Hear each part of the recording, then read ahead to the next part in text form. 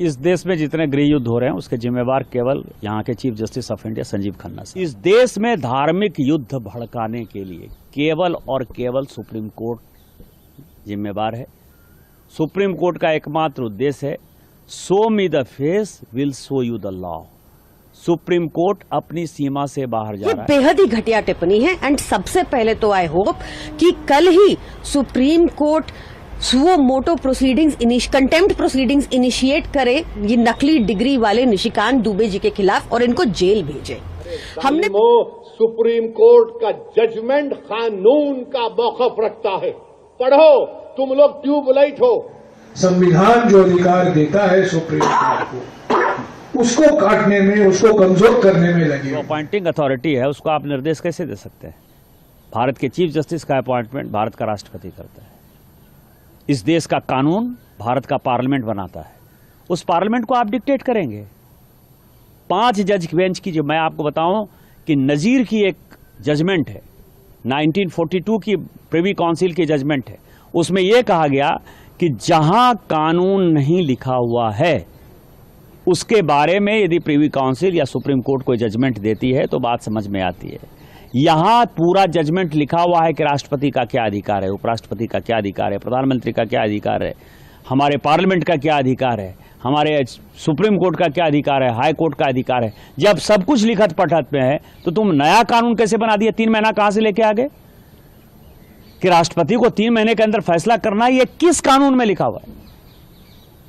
इसका मतलब यह है कि आप इस देश को एनार्की की तरफ ले जाना चाहते हो, और एनार्की जो है इस देश में बर्दाश्त नहीं होगी। जब नया कानून आएगा, जब नया पार्लियामेंट बैठेगा, इसके ऊपर विस्तृत चर्चा होगी और फिर से नेशनल जुडिशियल अकाउंटिंग सिस्टम जो हमने NJAC बनाया था, जिसमें कि राष्ट्रपति का चुनाव कैसे होगा, प्रधानमंत्री का कैसे चुनाव होगा, वो तो संविधान में लिखा हुआ है। लेकिन आपके भाई भतीजावाद के आधार पर जज का चुनाव नहीं होगा। कोर्ट कानून कैसे बनाएगा? अरे जालिमो, सुप्रीम कोर्ट का जजमेंट कानून का मौक़िफ़ रखता है। पढ़ो, तुम लोग ट्यूबलाइट हो, तुम लोग थम्स अप हो। तुम्हारे दिमाग में एक ही बात बैठा हुआ है, नहीं मोदी है तो खुदा है। अरे खुदा था, है और रहेगा उसी का नाम। आइन है और रहेगा, मगर इस तरह धमकी देना अदालत को, और फिर गवर्नर प्रेसिडेंट को बोल रहे हैं, उनको बोल रहे हैं अगर नहीं करे तो कानून बन जाएगा। अरे 142 क्या है प्यारे?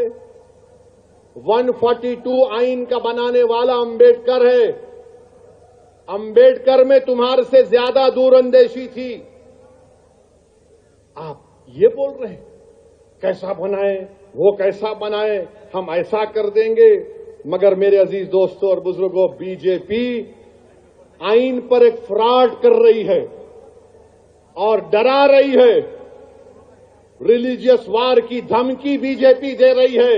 मिस्टर मोदी, कौन रेडिकलाइज हो चुका है बताओ? आप सत्ता में आप हैं, आपके लोग रेडिकलाइज हो चुके हैं। इतना रेडिकलाइज हो चुके हैं कि कोर्ट को धमकी दे रहे हैं, रिलीजियस वार हो जाएंगे। मोदी जी, अगर ये धमकी देने वालों को आप नहीं रोकेंगे, देश कमजोर होगा और देश कभी भी माफ नहीं करेगा। आज सत्ता इख्तिदार आपके पास है, कल नहीं रहेगा इंशाअल्लाह ताला, कल नहीं रहेगा इंशाअल्लाह ताला। मैं आपको बताऊं कि एक आर्टिकल 377 था जिसमें होमोसेक्सुअलिटी जो है एक बड़ा अपराध था। अभी ट्रंप एडमिनिस्ट्रेशन आया है, उसने क्या कहा है? उसने कहा है कि इस दुनिया में 2 ही सेक्स है, या तो मेल है या तो फीमेल है। ट्रांसजेंडर की उसने बात नहीं कही, होमोसेक्सुअलिटी की बात नहीं कही। पूरी क्रिश्चियन कम्युनिटी हो, पूरी हिंदू कम्युनिटी हो, पूरी मुस्लिम कम्युनिटी हो, पूरी बुद्ध हो, जैन हो, सिख हो, सभी ये मानते हैं कि होमोसेक्सुअलिटी एक अपराध है। सुप्रीम कोर्ट ने वन फाइन मॉर्निंग कहा कि नहीं, ये केस हम एबॉलिश करते हैं, ये आर्टिकल एबॉलिश करते हैं। हमने IT एक्ट बनाया। IT एक्ट में सबसे ज़्यादा दुखी कौन है? महिलाएं हैं, महिलाओं के पॉर्न आते हैं, बच्चे हैं, बच्चे के पॉर्न आते हैं, उनकी सेक्सुअलिटी के बारे में जो है हंगामा होता है। एक दिन सुप्रीम कोर्ट खड़ा होता है, वो कहता है 66 से ख़त्म कर दिया हमने, IT एक्ट ख़त्म कर दिया। अभी आप समझिए, मैंने आर्टिकल 141 का बहुत बड़ा जो है अध्ययन किया है। आर्टिकल 141 कहता है कि हम जो कानून बनाते हैं, हम जो जजमेंट देते हैं, वो लोअर कोर्ट से लेकर सुप्रीम कोर्ट तक लागू है। लोअर कोर्ट से लेकर सुप्रीम कोर्ट तक लागू है, लेकिन कानून बनाने वाला जो है, आर्टिकल 368 क्या कहता है? आर्टिकल 368 कहता है कि इस देश के संविधान को, पार्लियामेंट को सभी कानून बनाने का अधिकार है। कानून की व्याख्या करने का अधिकार सुप्रीम कोर्ट का है। वो कह रहा है कि 3 महीने में जो है राष्ट्रपति बता दें कि क्या करना है, 3 महीने में गवर्नर बता दें कि क्या करना है, और उसके बाद आज जो है ये देश राम कृष्ण सीता राधा द्वादश ज्योतिर्लिंग से लेकर 51 शक्तिपीठ का है। सनातन की परंपरा है, लाखों साल की परंपरा है। आप जब राम मंदिर का विषय होता है तो आप राम मंदिर में कहते हो कि कागज दिखाओ, कागज दिखाओ। कृष्ण जन्मभूमि का मामला आएगा मथुरा में तो कहोगे कागज दिखाओ। आप जब शिव की बात होगी, ज्ञान वापी मस्जिद की बात आएगी, कागज दिखाओ। और आज केवल आप मुगलों के आने के बाद जो मस्जिद बने हैं उसके लिए कहते हैं कि आप कागज कहां से दिखाओ। इस देश में धार्मिक युद्ध भड़काने के लिए केवल और केवल सुप्रीम कोर्ट जिम्मेवार है। सुप्रीम कोर्ट का एकमात्र उद्देश्य है, show me the face will show you the law.